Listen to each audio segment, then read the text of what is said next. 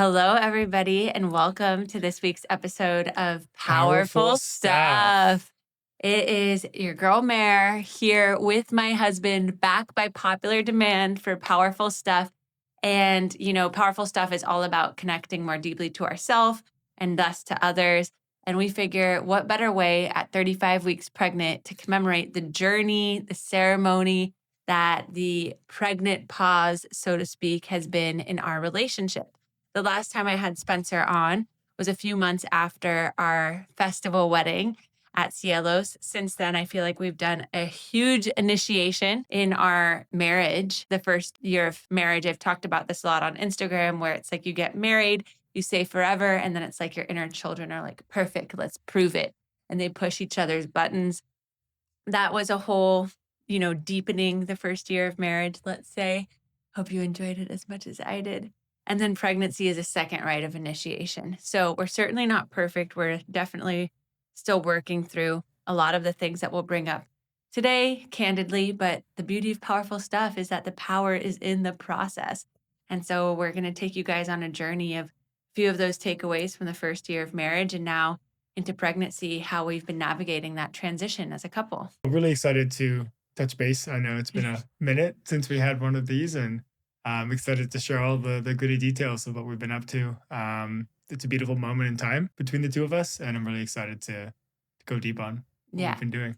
Well, thanks for coming on the show. Fan favorite. All of the couple episodes with Spencer always do so well because it's fun to we're relationships, whether you're in one or you want to be in one, it's something that we all go through and it's our biggest mirror and it's our biggest coaching container. And definitely being married to you in the most beautiful way and also in the most confronting way has been the biggest self-development journey I've been on.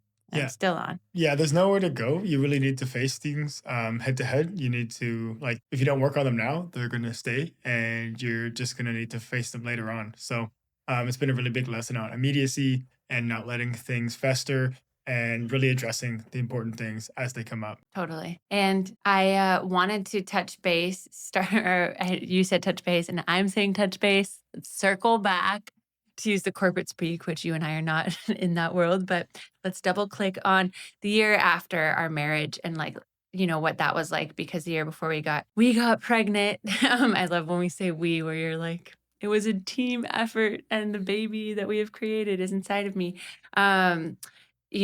Let's go back to right before we left on our 5-month trip to South America, where we were working remote for 5 months in Brazil, Panama, Puerto Rico, and what that was like from your end for our kind of rite of passage. How did you interpret it? And I'll jump in with my learnings as well. This was the year before we got pregnant. Travel's been really important for both of us in our life. And I think what better way to have our real anniversary than a 5-month trip in South America. So that was something we wanted to do before we had a family. Took a lot of commitment. Obviously, it's a big interruption in life, but it's something we both hold very dearly. And before the baby's out, we really wanted to have that one last big trip just with us, celebrate together. Now, coming into it, there was a lot of turmoil in the world, a lot of tension. That was when Donald Trump became elected the second time. There's a lot of questions about what's going to happen. We left America in a place that felt very uncertain. We weren't sure what was going to happen in the future. And I think we carried a lot of that with us as we landed in Peru.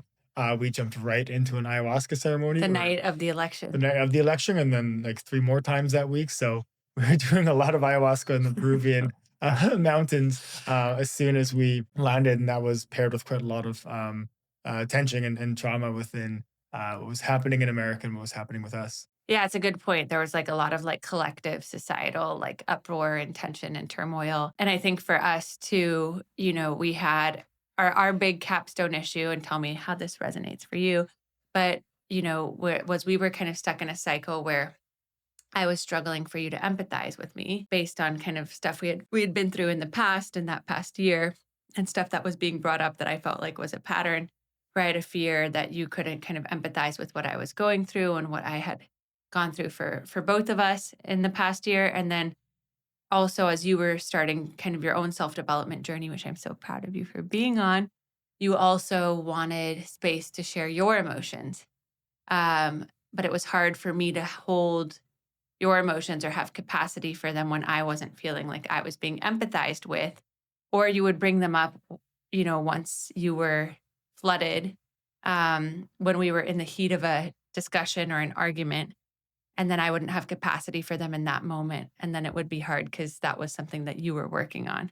So I feel like that was a dynamic that we were really, like, sifting through in South America, which was funny because we had no friends to, like, go to, distract ourselves from. We were really, like, in it together, like you said, in the plant medicine journeys, just, like, thrown into the deep end to really, like, sit with these cycles. Yeah, it's quite the puzzle because I was just working on my own empathy with my feelings coach. And Shout out yeah, Suzanne. let's go, Suzanne. It was like I was feeling the need to express myself, but because of the my not empathizing with you, you were feeling it hard to open up and hear me because you haven't felt heard yet in a lot of these situations. So that took a lot of real thoughtful and like just time to work through all the things that have built up in you that I wasn't accessing by not being in touch with my feelings. So that took quite a bit. And it wasn't like a bunch of big moves. It was just inching forward to it each time, and there'd be ups and downs. But I think we just got closer and closer every time as we worked on it. Yeah.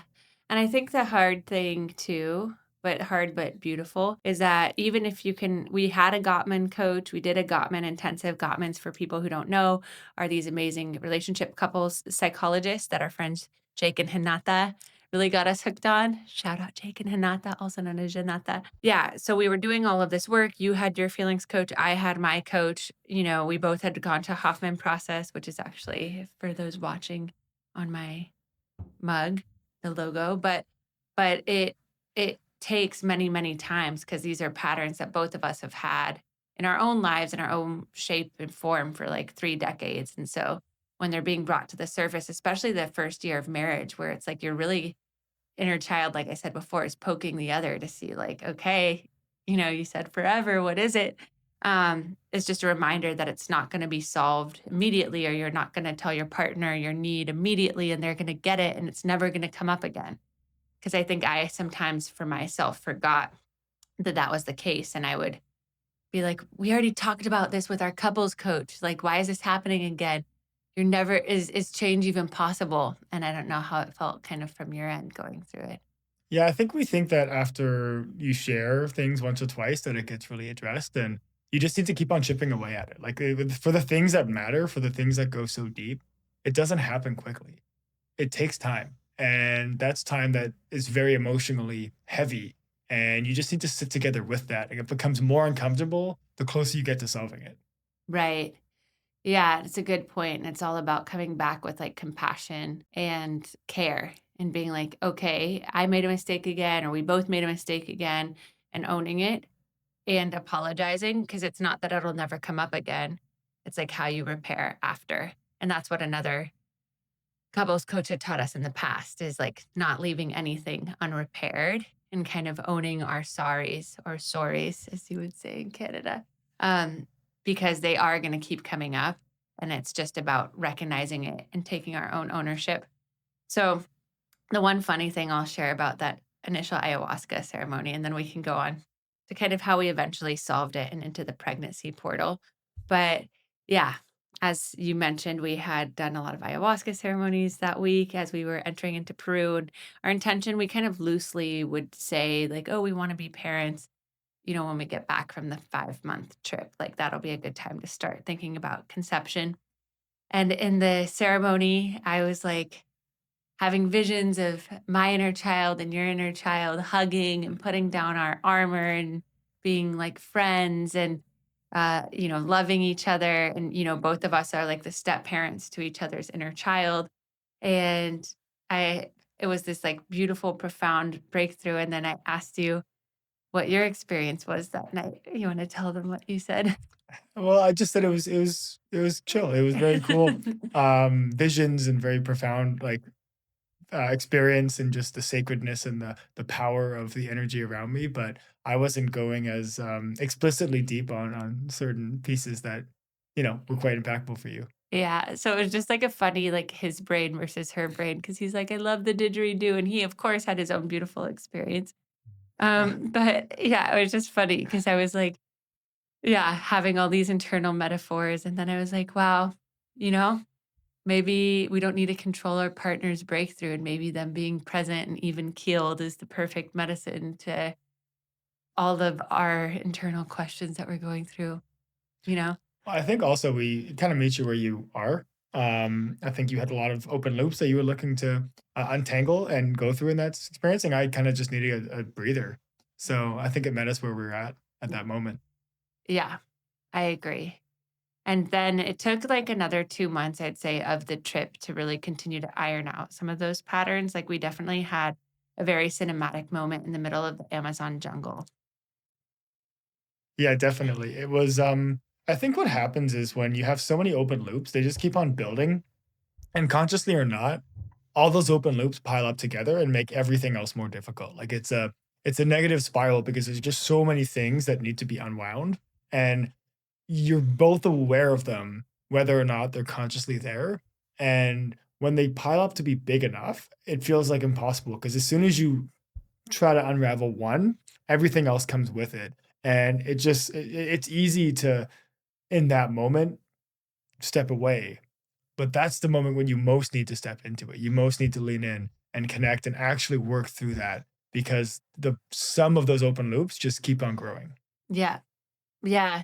And that's the thing is then it starts to feel overwhelming or like, where do we even begin? Yeah. So part of us being in the rainforest, literally, um, was that we didn't have any distractions or anywhere to go. It was New Year's, the power was out.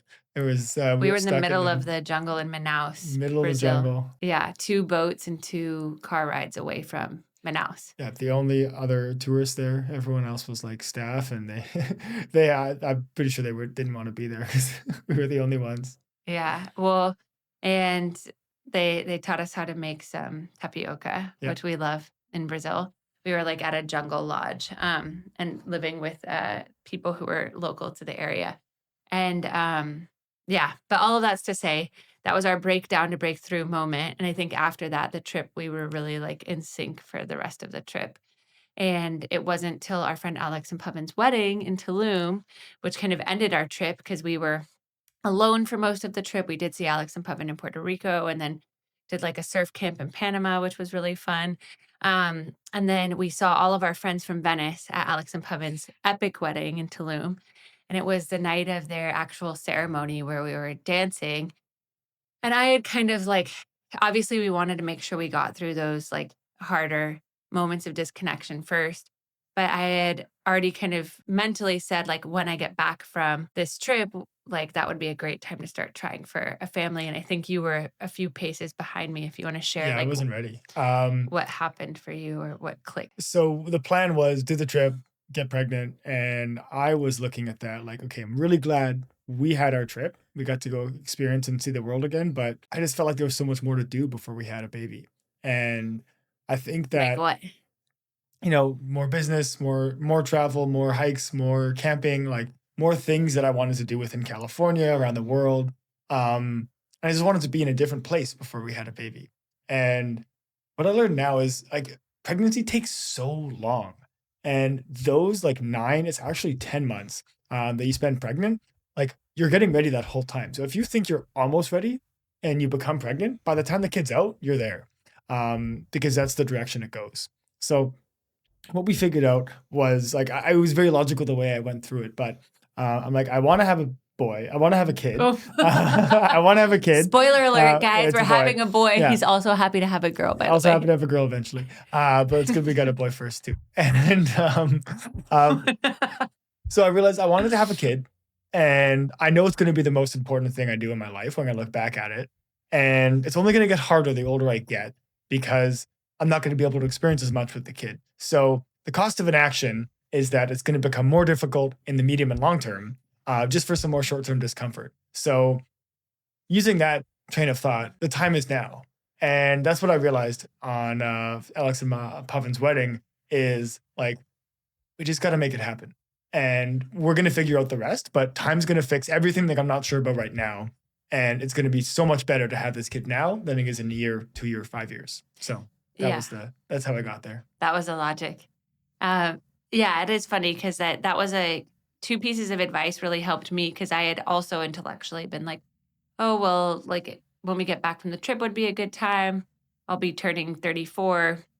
I didn't freeze my eggs or anything like that. And so I wanted to, yeah, just like if I felt like even 20% ready, like start trying and see how it goes. And that's advice that one of my other friends had said is like, she's like, you don't understand how long pregnancy is So long. is until you're pregnant. She's like, so trust me, once you get pregnant, like biology, everything kicks in to like get you excited about it. And I was like, really 9 months feels so fast, but now I can say being pregnant, I'm like, it's like that Titanic scene where I'm like, I've been pregnant 84 years. And I felt that way by month 5. So I was like, wow, time slows, it speeds, it does all the things. You're in this like time space continuum. And another friend also, because I think you and I both had different career paths up until the ones we have now. And so some of our friends have been building their businesses for a decade. And before I was a coach, I was a founder. And before you were doing this business, you were doing something else a few years ago. We both really love what we're doing right now. But I think both of us were kind of like hoping we had reached different milestones within our own business before bringing a baby into the world. But of course, as I coach my own clients, like you can't operate from when then. And one of my other best friends who I deeply admire, who's also a mom, was also like, just get just get pregnant, just do it. No, but she was saying like it's a myth that you're going to be like perfectly ready. Like you're never going to be ready. There's always going to be an excuse why not to do it. But like you said, the cost of inaction can be higher over time. And not only that, but she said that sometimes it actually, and most of the time, it actually sharpens your focus. And as a multi-passionate person, I have like a bunch of things that I love doing and side quests. And she's like, every hour that you're working is an hour away from your child. So it actually sharpens and brings into focus the thing you really want to be doing because it has to really light you up, and we're in a fortunate enough place to be doing what we love for our work. But yeah, it has to really light you up to make you want to do that in the midst of also raising your child, if that's what you decide to do. And so she's like, for me, it sharpened my focus. And it was a good reminder for me that it's not going to be like necessarily this huge detour, but it actually is going to be a becoming into being even more who I am and even more clarified in that. And that's the narrative that I'm deciding to choose as I go into motherhood. Yeah, exactly. It's bringing you closer to who you are, and it's the life path that you need to take if you're looking to like what else are you going to look back at when you're 80? What else is going to be important besides the family you've created and the things that you've done with them? Right. Or your chosen family if you decide not to have biological kids, whatever it might be. But yeah, exactly. It's like your relationships. Yeah. And if you're choosing to have kids, it's like such an important and focused relationship in your life. And yeah, I think that those things really helped me. And it's so funny because saying it out loud, I like forget about all the amazing women I have in my life who have, um, the same year they had kids, like done incredible things, like starting with my grandma and my mom. Like, well, my grandma, as some listeners might know, used to be borough president of Queens.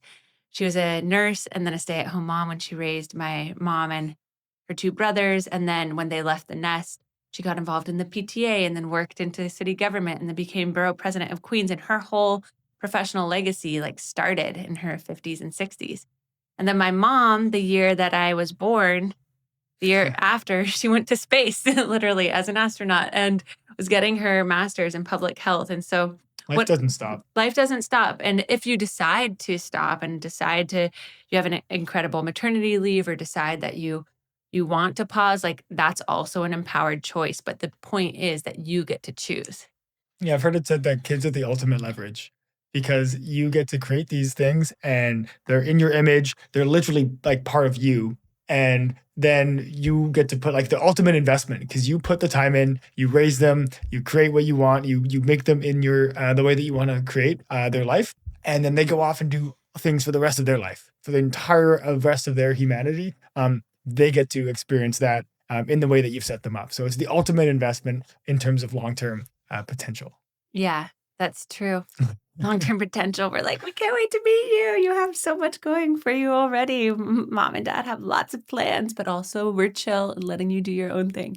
Anyways, so yeah, I would love to shift into kind of like our experience during the pregnancy. Um, I love to start it off by saying that I got Spencer a shirt that said, "Emotional support husband, do not pet." He wore it once at the airport with me, and then he's like, "This is patronizing. I don't want to wear it." But that is how I felt, going into pregnancy. I realized for myself, like, how vulnerable it is. Like, you feel both it's like a paradox. You feel very powerful creating life and, you know, you're like, "Women's bodies are amazing." And today I even just saw my first drops of colostrum coming from my boobs, and I'm like, Oh, "Whoa, this is crazy." Um, Colostrum is like pre-milk, if people are wondering, or referred to as liquid gold. But it's also very vulnerable. In the first trimester, I was very sick. I was nauseous. I had spotting, bleeding, which, kind of kept me from fully being able to relax and enjoy into the pregnancy because we were never sure what it meant that first trimester when it would happen. And so it comes with a lot of vulnerability and needing protection. So I'd love just to hear from your side, like, how was that first trimester for you as the husband? well, it's really difficult to see you going through so many things, and it's obviously the most high risk trimester of all of them. This is something you've never gone through before. There's a lot of hormonal changes, there's a lot of sickness, and there's a lot of uncertainty. And that's really tough because there's not a lot you can do. You really just have to kind of wait and use ChatGPT to understand these things here and there, but you really can't do a ton.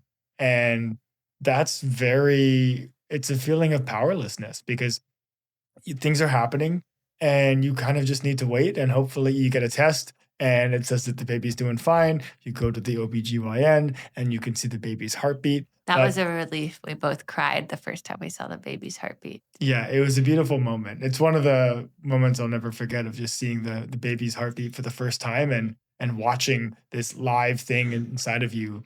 It's like this big little tiny thing, Little but bean. it's ours and it's crazy to see. Yeah, I think it is a very, like, vulnerable and exposed time, and it's funny because I feel like, it's like one extended luteal phase of being pregnant, where in your luteal phase, you're like, "Come closer, get away from me, don't touch me, I need some ice water," you know?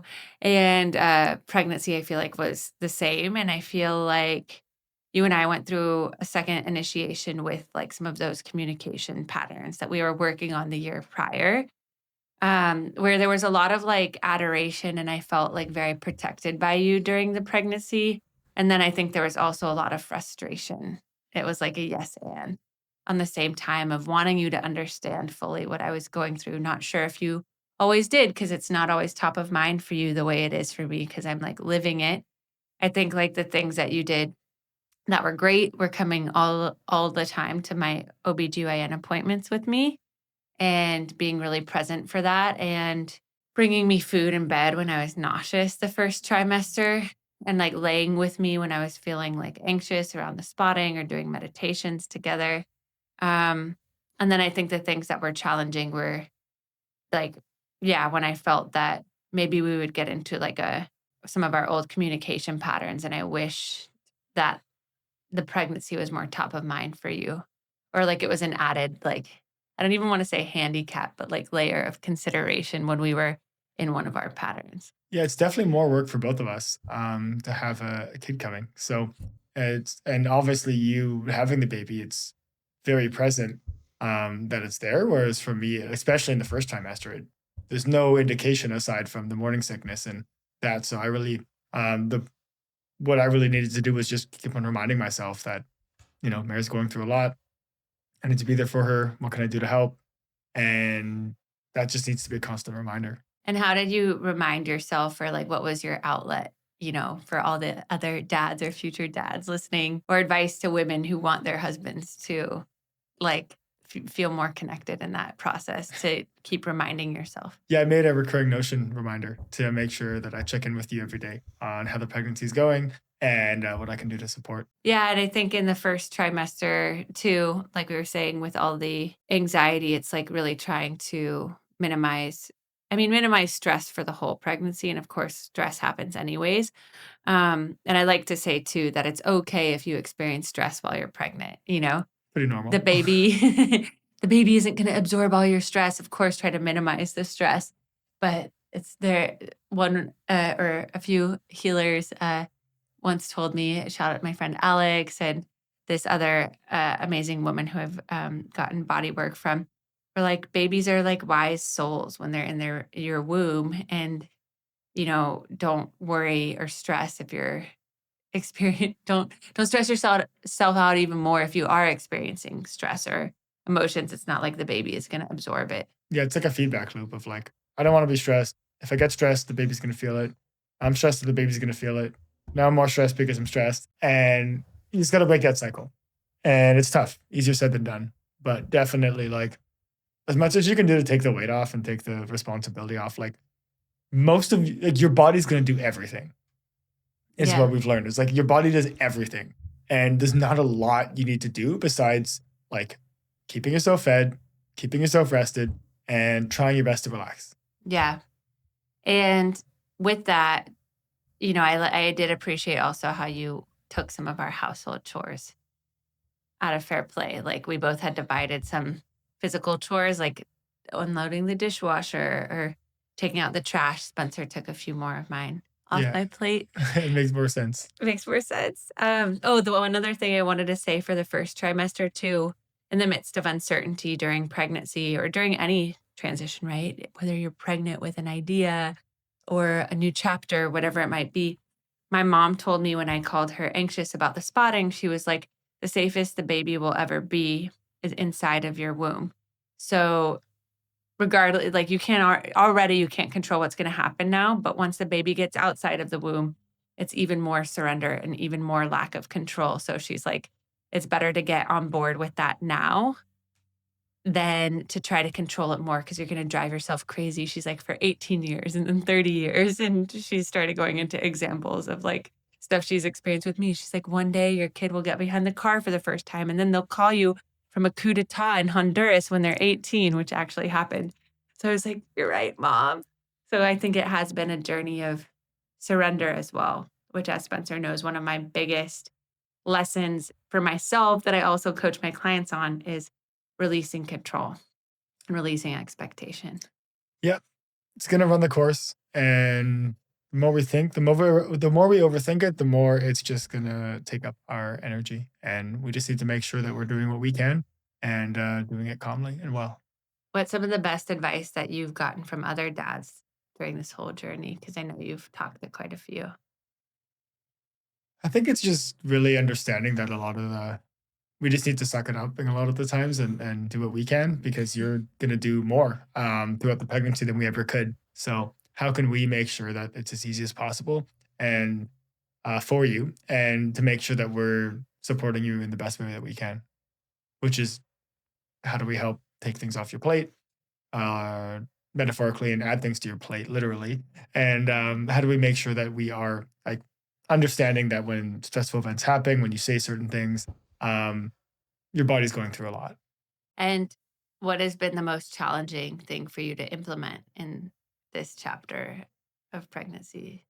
I'd say really like taking my like not being reactive to certain moods that you'll come into and making sure that when those come up, I'm like, approaching it with love and compassion, Yeah, which is going to be also a good reminder for the kid. Like, I mean, there's going to be a time when our kid's looking at us and saying that he hates us right. and having a tantrum and kicking us. And like, that's going to happen. And we need to detach that behavior from the reality of what, like, he's experiencing something at that point in time. And we just need to approach that with unconditional love. And what unconditional love means there is that those words hurt us, but we love him so much no matter what that we're going to be there, listen it out, and just understand where he's coming from. Right. Yeah, it's not taking it personally, not taking either of our moods personally. I know you're talking about me with my specific pregnancy moods because everything is heightened.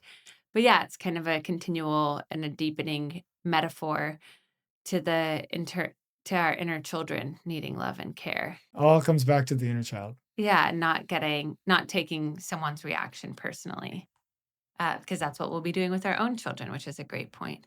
And how have you felt, you know, more connected to the process, like, during the last few months as well? Like, in terms of your own self-development work that you've been doing to become a dad?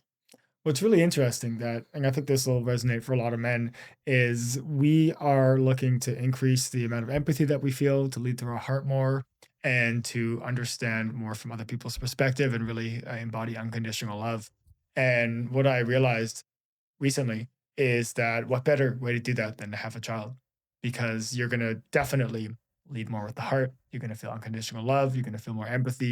You're going to understand another person's emotions as they're figuring out how to deal with it and what their emotions are because they don't know how to express it yet. So, what a great way to learn these tools such a holistic and wholesome way. Trial by fire. Yeah. And you said that you got that insight when you went to Hoffman Q2, Yeah. which is the second level of the Hoffman process, which is a 1 week retreat to reparent your inner child. Yeah, exactly. So, great way to learn feelings, empathy, and groundedness as a man. Just have a baby. Yeah, just easy as that, guys. Just a $200,000 coaching container that Yeah. lasts you 18 years or more.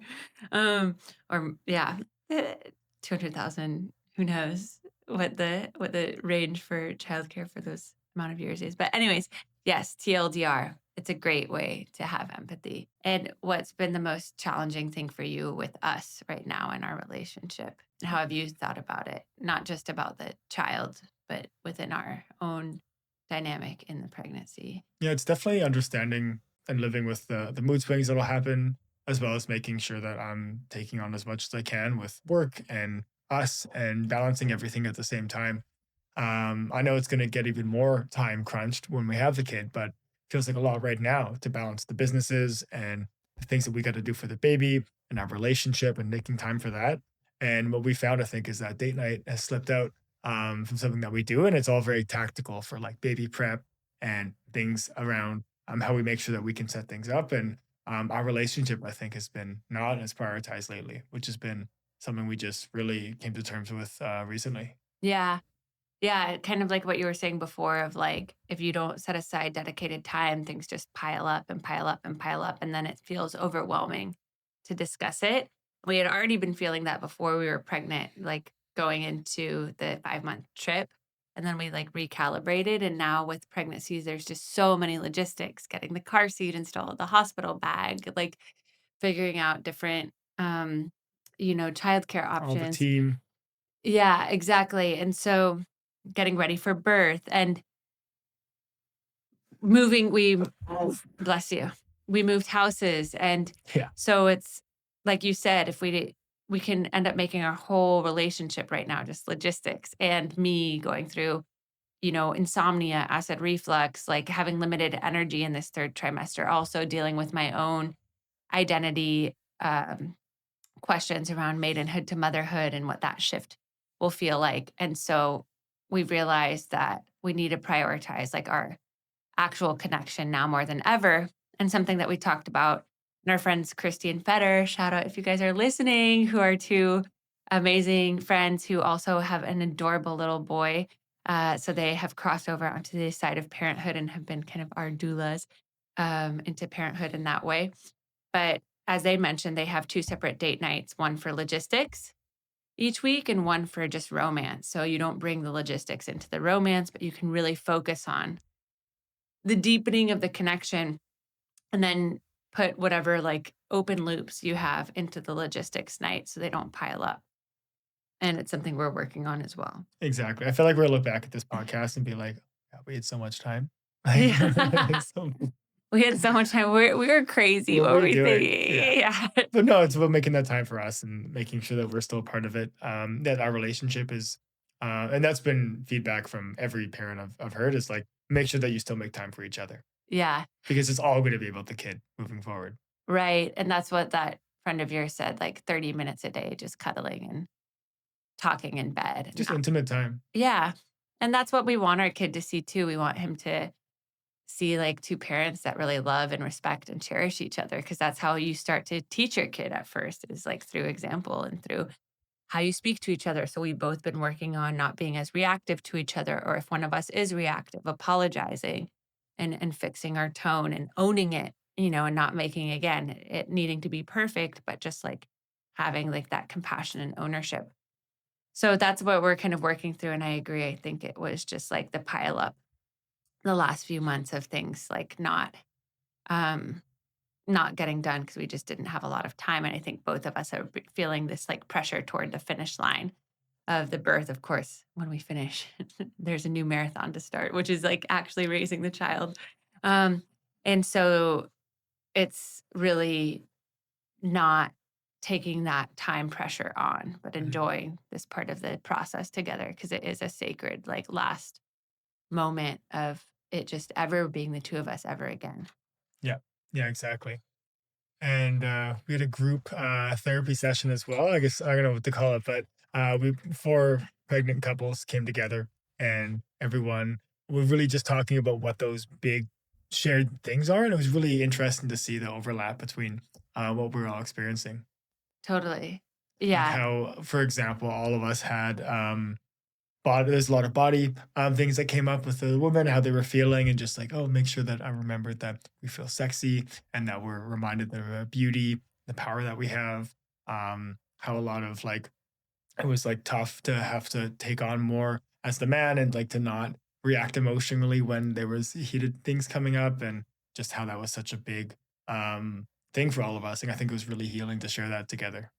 Yeah, I wanna go back to, what you were talking about with the group therapy thing, or just to clarify, because, yeah, I wanted to give context. Basically, we have a group of women and men who are all pregnant at the same time called the Preggy Pod. There's 4 couples of us, and, a lot of the time, the women will talk about everything, like all the weird discharge we're experiencing, the hormonal shifts, like things we're going through with our husbands. And then we love that you guys have such a good relationship, but also it's like, yeah, don't maybe necessarily always sit down and like talk about the challenges of going into fatherhood together, what that's like for you emotionally. And so we decided to arrange this night where we each separated for an hour, and then we got, you know, we talked about a topic that we'd really love the opposite gender to talk about. And then we presented that topic to them, and each team, so to speak, the women and the men, had an hour to talk about that. And then we came together collectively, shared our musings, and then we did breakout sessions with each couple to talk about how we wanted to proceed from there. And so, as you mentioned, the girls' one was, we wanted to know what it was like for you guys going through it emotionally as fathers, what you were thinking about, um, how you also thought of our experience during the pregnancy, and like maybe the invisible labor and things that you weren't maybe noticing in the day to day that we were always thinking about. And you wanted us to recognize kind of what you were doing or going through during the pregnancy, and also how you could show up and support us in ways that maybe before we hadn't expressed. And as you mentioned, there was a lot of like common themes around um, women with body image, or just wanting to feel appreciated, or more words of affirmation than you think. Like if you think you're saying enough, double it. And for the men, I think we all, yeah, really like acknowledged or saw that it's hard for you too, but maybe you don't always have space to feel like you could share that because we're the one carrying the baby. And so it's really important to carve out these times where you can vocalize your needs. Yeah, exactly. I think it was really interesting to see how we all had the same experiences, like separately in our relationships. We're all having those same things come up. And again, the answer is always just make time for each other. Like for all of these, the answer seems to be just make the time for each other. Yeah. I think that was everyone's biggest takeaway, is like we all need to like reprioritize and reinstate date night, and things pile up when we don't, and the disconnection can happen so quickly. And I think also, as a couple who works really hard on a relationship, it's also validating to know that all these other couples were going through some of the intense kerfuffles, arguments, heated discussions that you and I were going through too. And it wasn't like our marriage was in trouble, but it's just everything's changing so quickly, and to have compassion for that. because we're not alone in that and our other friends are going through it too. And when we talk about it, it makes any couple feel like less crazy. Exactly. It's obviously a big experience, and I mean, none of us really know what we're getting into. Um, so just taking those time and probably just checking in with each other and how crazy this all is. Yeah, definitely. And doing more intentional nights like this with other parents. And I think where the guys can talk to each other, the girls can talk to each other, and it Yeah, doesn't seem like it's such a big thing. That community. Yeah, exactly. And I think too, something like you and I have talked about is like, we'll close out with this and then some takeaways for the listeners and a quick couples meditation. Um, but yeah, I think some things that you and I are working on now, present day, are, helping each other set boundaries, you helping me slow down and release expectation. And I think continuing to be more empathetic and me asking you to kind of like be our kind of protector of our energetic bubble as a new family and kind of be the spokesperson for the family. So I don't have to handle all of the other kind of like communication dynamics that can go on with creating a new family unit. Definitely. The boundaries are big. Yeah. and so, and so I think it's a deep work in progress for both of us. And I think that's also why, like the last thing I'll say, and then I want to hear your takeaways before we go into the medi, is that, that's why we're prepping for birth the way we are. Like, as I say in my comedy stand up special for pregnancy, uh, no way is the wrong way, every way is the right way, however you decide to give birth. But even just going into it with the intentionality of like, hypnobirthing and reframing pain as productive and um, you know regardless of what type of birth you plan on having or end up having, us going into preparing for an unmedicated hospital birth, like it does require training in some ways, even though our bodies are built to birth. Women have been doing it for millions of years, doing the partner stretching together, doing the hypnobirthing meditations together, you doing the perennial massages for me so I don't tear. Um, and you coming to the doula appointments together and educating each other because you will be my spokesperson when we're at the hospital. And kind of protecting my energy and setting the light in the room. And also with your partner, the more connected you are, the more oxytocin you release. The more oxytocin you release, the faster labor progresses. So it's also these interesting physiological parallels of like the more connected we are and the more we work through things together, the more you help me reframe the pain of, they call them surges instead of contractions in hypnobirthing. The more I can surrender, the safer I feel, the more I can let go. The more I let go, the easier I work with the pain, the easier I work with the pain, the easier the baby comes. So it's a really cool metaphor for all the stuff that we've been working on energetically. And my hope is, regardless of how the birth goes, knock on wood for powerful, happy birth, beautiful, healthy baby boy. I feel like the connection that we're prioritizing leading up to the birth is really going to serve us postpartum. Yep, definitely. Yeah, no, I'd reiterate all those. It's about prioritizing each other and making sure that we're playing our part. Yeah. And is there anything else that you wanted to say that we're working on or you're proud of for us, or advice to the listeners before we wrap up with a quick meditation? Yeah, don't overthink it. We're made for this.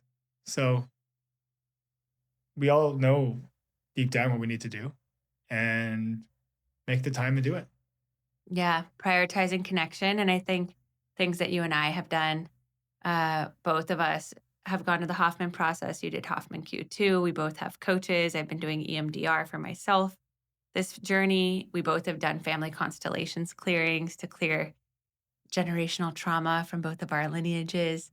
And we both have been, um, yeah, doing these kind of meditations together and prioritizing like weekly morning walks together where we can like air everything out. You've been talking to the baby in the womb every day, putting your head on my belly and Yeah. talking to him. And so all of these little things, like how we can continue to work on ourselves and then each other, and like doing a baby moon where we can have one last sacred weekend where it's ever just going to be the two of us, although he will be here, but inside on the other side of the womb. Um, all of these things are really powerful and really important. And the whole takeaway I hope people get from today's episode is that it's not perfection. It's connection. And That's a good one. it's not perfection, it's connection. It's not about getting it right with your partner or telling them once and them getting it perfect.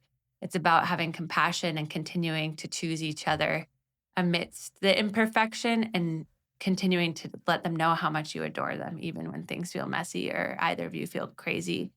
And I know that as a man watching your woman go through pregnancy, it's also like probably like the evolutionary protector mode provider kicks in. And I know that that's been pressure that you've worked through as well. So it's like continuing to, for both of us to acknowledge each other's journey and what we each are bringing to the table. Yeah.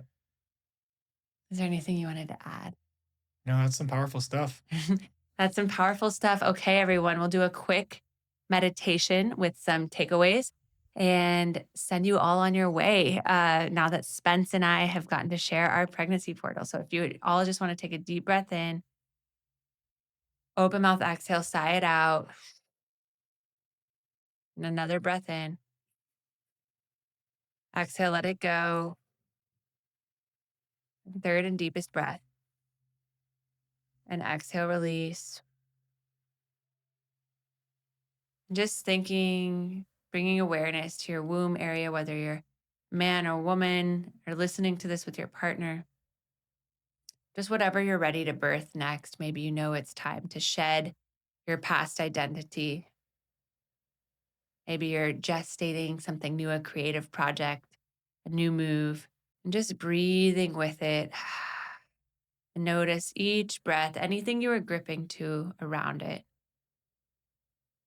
like falling into the soil with each exhale. Maybe it was something you were trying to control, or a regret, or a hurt, or a when then timeline.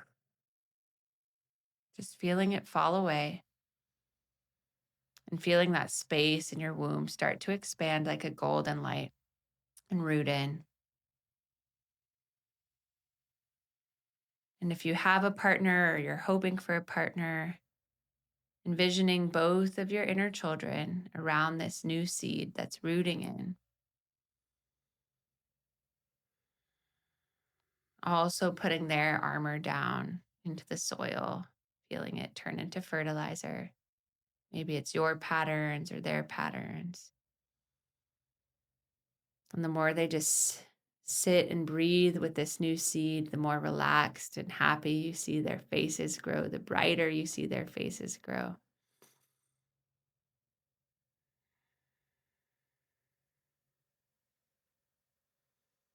And then asking your partner's inner child what they need from you to feel safe to grow this thing with you or your future partner.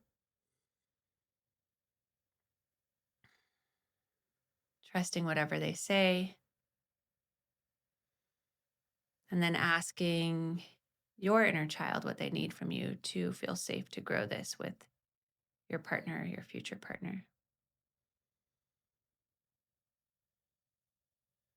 Trusting whatever they say.